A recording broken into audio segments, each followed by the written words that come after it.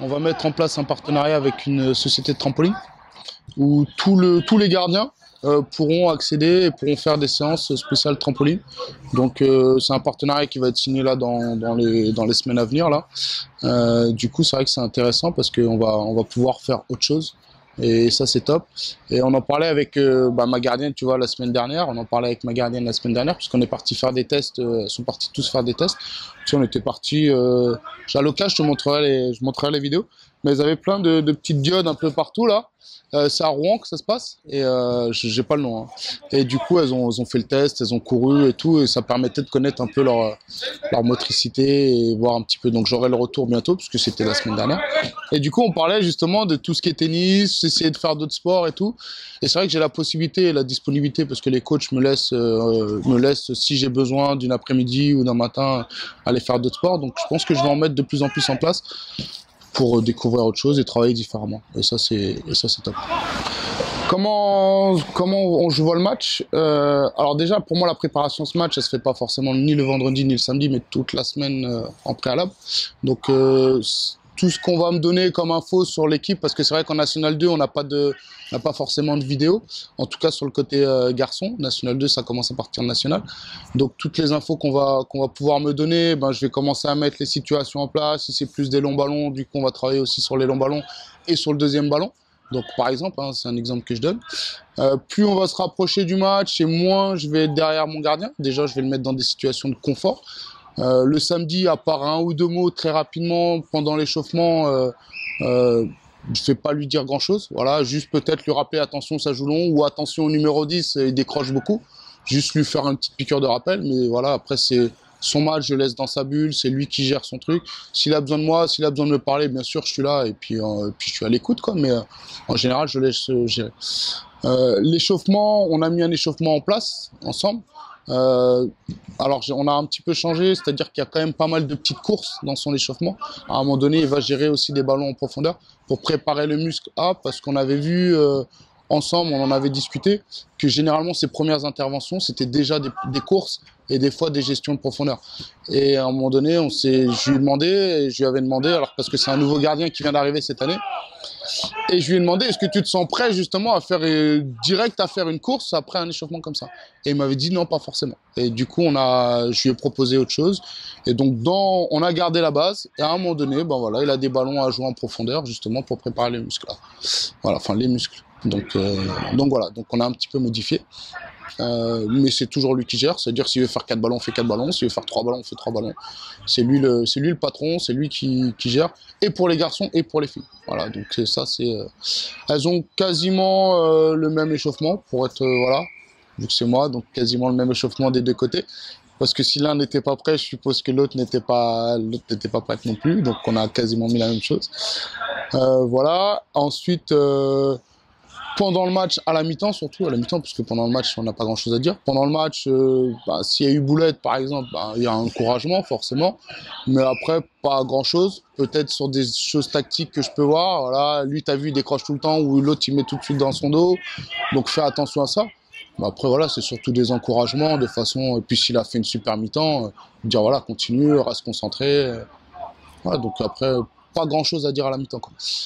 Retour d'après-match... Jamais tout de suite après le match, ou sauf si c'était un super match et qu'il a fait un super match, je lui dis top, continue. Sinon, s'il n'a pas fait un bon match, on en parle tranquillement dans la semaine, jamais après match. Et sinon, généralement, c'est soit le lundi ou le mardi, on fait un petit retour. S'il y a besoin d'un retour vidéo, parce que j'ai vraiment vu des choses, le retour vidéo n'est pas systématique. Mais voilà, s'il y a besoin d'un retour vidéo, on se fait un petit retour vidéo. Et sinon, en général, voilà, lundi, mardi, on discute. Voilà, qu'est-ce que tu as pensé de ton match? Elle ou lui me dit, voilà, j'ai pensé ça, machin. Et puis, d'accord ou pas d'accord. Et puis après, on en discute, quoi. Pourquoi coach? J'aime ça en fait. Au départ, je voulais faire plus le centre de formation. Je me disais, ah, j'aime bien les jeunes, 14-15, 16-17. Et plus ça va, et plus je me dis, ah, j'aime bien les adultes en fait. J'aime bien parce qu'on est dans la compète, t'as perdu la veille, il faut que tu gagnes le lendemain, ou t'as gagné, il faut rester sur la série. Comment faire en sorte que ton gardien est dans une bonne forme? Comment tu fais pour qu'il reste sur cette forme-là? Est-ce que tu es à l'écoute? Est-ce que toi, tu gères tout seul? Tu l'écoutes pas, tu avances? Il y a plein de notions et c'est enrichissant, quoi. Alors, je dis pas que les jeunes, j'ai pas appris, mais plus ça va et plus je m'oriente vers les adultes et le haut niveau, quoi. C'est top. Les difficultés, on va dire, il y a la partie mentale aussi. Je suis pas encore top. Voilà. Apprendre ou appréhender sa façon d'être à ce moment-là, ou à un moment donné, il y a les caractères. Lui, voilà, il peut avoir un gros caractère et puis deux autres caractères un peu moyens, ou deux gros caractères. À un moment donné, j'ai eu des gardiens avec deux gros caractères. Donc tout ça, comment gérer un petit peu tout ça. Voilà. Donc ça, je suis pas encore au top.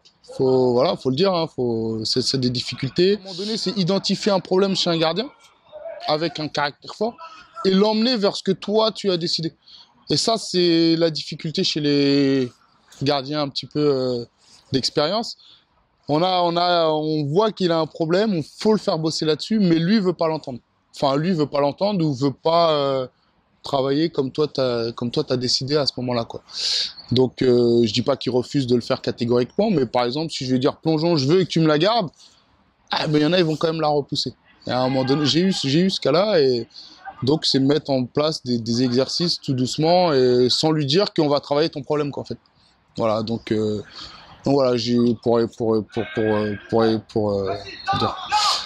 pour donner un exemple, ben, du coup, ce que j'avais fait, c'est que je lui ai dit, bon, ben, si tu bloques, ça s'arrête là, et si tu bloques pas, ben, tu as un deuxième, voire un troisième ballon.